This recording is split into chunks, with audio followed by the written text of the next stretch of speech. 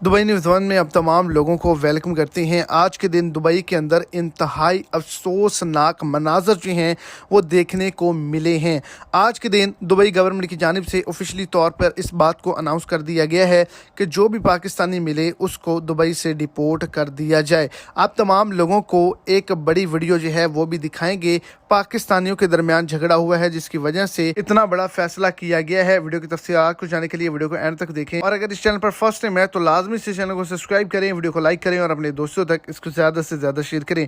आपकी स्क्रीन पर इस वक्त एक जो है वीडियो चल रही होगी जिसके अंदर आप देख सकते हैं कि एक कंपनी का जो वर्कर है वो दूसरे आदमी के साथ झगड़ा कर रहा है और अपने हेलमेट से उसे मार रहा है। ये तलाबाद कंपनी का राइडर था जिसने दूसरे शख्स के सर में हेलमेट मारे, जिसकी वजह से ये कहा गया कि पाकिस्तानियों की वजह से और गैर मुल्कियों की वजह से आए दिन दुबई के अंदर हंगामा होता है और जो सूरत हाल है वो बहुत ही ज़्यादा ख़राब होती है। तो इस तरह के तमाम लोगों को डिपोर्ट किया जाए।